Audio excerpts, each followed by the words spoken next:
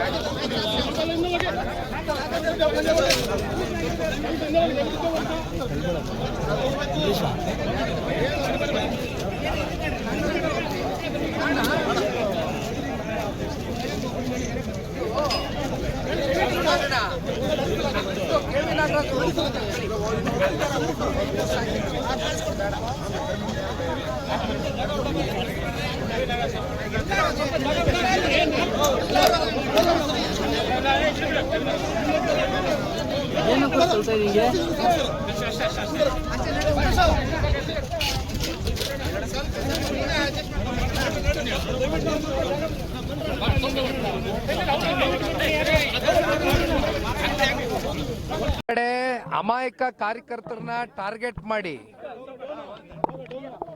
ಯಾರು ಈ ಪ್ರಕರಣದಲ್ಲಿ ಶಾಮೀಲಾಗದೇ ಇರತಕ್ಕಂತ ವ್ಯಕ್ತಿಗಳು ನಿರಂತರವಾಗಿ ಕ್ಷೇತ್ರದಲ್ಲಿ ನಡೀತಾ ಇರತಕ್ಕಂತ ಲೋಪದೋಷಗಳ ಬಗ್ಗೆ, ಸರ್ಕಾರದಲ್ಲಿ ಆಗ್ತಾ ಇರತಕ್ಕಂತ ತಪ್ಪುಗಳ ಬಗ್ಗೆ ಎತ್ತಿಡಿದು ಮಾತನಾಡ್ತಕ್ಕಂಥ ಕೆಲವೊಂದಷ್ಟು ವ್ಯಕ್ತಿಗಳನ್ನ ಟಾರ್ಗೆಟ್ ಮಾಡಿ ಇವತ್ತು ಅವ್ರನ್ನ FIR ಹಾಕಿ ಇವತ್ತು ಸುಮೋಟೋ ಕೇಸ್ ಹಾಕ್ತಕ್ಕಂಥ ದೊಡ್ಡ ಅಪರಾಧ ಇವತ್ತು ಯಾರು ಏನು ಇಲ್ಲಿ ಮಾಡಿಲ್ಲ. ತಮ್ಗಳಿಗೂ ಗೊತ್ತಿದೆಯಣ್ಣ ಮಾಧ್ಯಮದವ್ರಿಗೆ. ಆದರೆ ಇದು ಟಾರ್ಗೆಟ್ ರಾಜಕಾರಣ ನಡೀತಾ ಇದೆ. ಇದಕ್ಕೆ ಪುಷ್ಟಿ ಕೊಡ್ತಕ್ಕಂಥದ್ದಕ್ಕೆ ಪೊಲೀಸ್ನ ಅಧಿಕಾರಿಗಳು ಕೂಡ ನಾನು ಆಗ್ತಾನೆ ಹೇಳಿದ್ದೀನಿ, ದೇಶದ ಕಾನೂನು ಸಂವಿಧಾನಕ್ಕೆ ಬದ್ಧರಾಗಿ ಇವತ್ತು ಪೊಲೀಸ್ನ ಅಧಿಕಾರಿಗಳು ವರ್ತನೆ ಮಾಡಬೇಕಾಗಿದೆ. ಆದರೆ ವಿಪರ್ಯಾಸ ಸರ್ಕಾರದ ಕೆಲವೊಂದಷ್ಟು ಜನಪ್ರತಿನಿಧಿಗಳ ಒತ್ತಡಕ್ಕೆ ಮಣಿದು ಇವತ್ತು ಇಂಥ FIRಗಳು ನಡೀತಾ ಇದೆ. ಆದರೆ ಒಂದು, ಇವ್ರು ಯಾರಿಗೂ ಕೂಡ ಇಲ್ಲಿ ಜೈಲಿನ ವಾತಾವರಣ ನೋಡ್ತಕ್ಕಂಥದ್ದಕ್ಕೆ ಯಾರು ಅಂಥ ಸಂಸ್ಕೃತಿಯಿಂದ ಬಂದಿರತಕ್ಕಂಥವ್ರಲ್ಲ, ಅಂಥ ಹಿನ್ನೆಲೆ ಬ್ಯಾಕ್ಗ್ರೌಂಡಿಂದ ಬಂದಿರತಕ್ಕಂಥವ್ರು ಯಾರೂ ಇಲ್ಲ.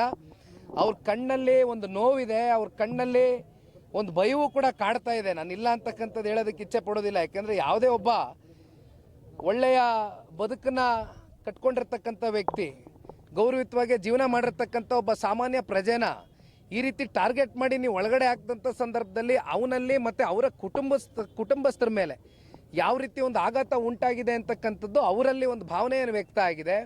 ಹಾಗಾಗಿ ಇವತ್ತು ಅವ್ರಿಗೆ ಭೇಟಿ ಮಾಡಿ ನಮ್ಮ ಶಿಡ್ಲಘಟ್ಟ ರವಿ ಅಣ್ಣವರು, ಈ ಭಾಗದ ಶಾಸಕರು ಮತ್ತು ಮಾಜಿ ಶಾಸಕರಾಗಿರ್ತಕ್ಕಂಥ ಕೃಷ್ಣ ಡೇ ಸಾಹೇಬರು ಸೇರಿ ಅನೇಕ ಜನ ನಾವು ಮುಖಂಡರು ಬಂದು ಅವರಿಗೆ ಧೈರ್ಯವನ್ನು ತುಂಬಿದ್ದೇವೆ. ಅವ್ರ ಮನೆಗಳಿಗೆ ತೆರಳ್ತೇವೆ, ಅವರ ಕುಟುಂಬದ ಸದಸ್ಯರ ಜೊತೆನೂ ಕೂತು ಚರ್ಚೆ ಮಾಡ್ತೇವೆ.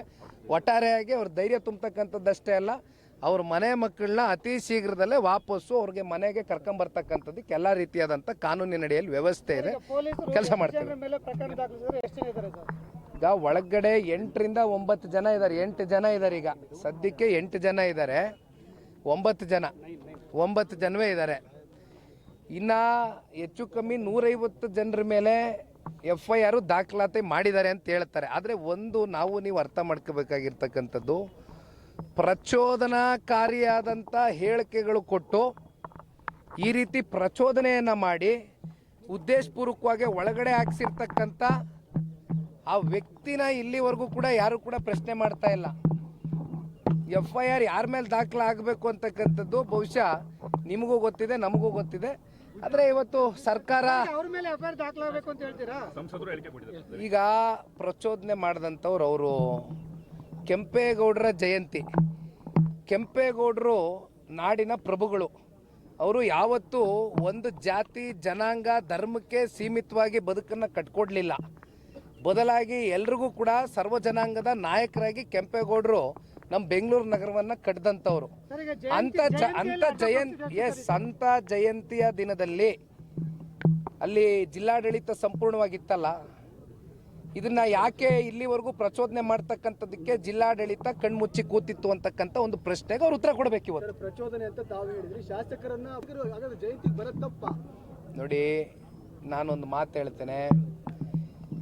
ಕೆಂಪೇಗೌಡರ ಜಯಂತಿ ಅಂದರೆ ಸರ್ವ ಜನಾಂಗಕ್ಕೂ ಸ್ವಾಗತ ಇರತಕ್ಕಂಥ ಜಯಂತಿ. ಅದು ನಾನು ಈಗ ತಾನೇ ಮಾತಾಡ್ಬೇಕಾದ್ರೆ ಹೇಳಿದ್ದೀನಿ. ನಾನು ಇಲ್ಲಿ ಯಾವ ವ್ಯಕ್ತಿ ಬಗ್ಗೆನೂ ಮಾತಾಡೋದಕ್ಕೆ ಇಷ್ಟಪಡೋದಿಲ್ಲ. ನಾ ಮಾತಾಡಲ್ಲ, ಯಾವ ಕಾರಣಕ್ಕೂ ಮಾತಾಡಲ್ಲ. ಮಾತನಾಡ್ತಕ್ಕಂಥವ್ರು ಮಾತನಾಡ್ತಾರೆ. ದಯವಿಟ್ಟು ನನಗೆ ಬೇರೆ ಇನ್ನೇನು ವ್ಯಕ್ತಿ ಬಗ್ಗೆ ಕೇಳಬೇಕು.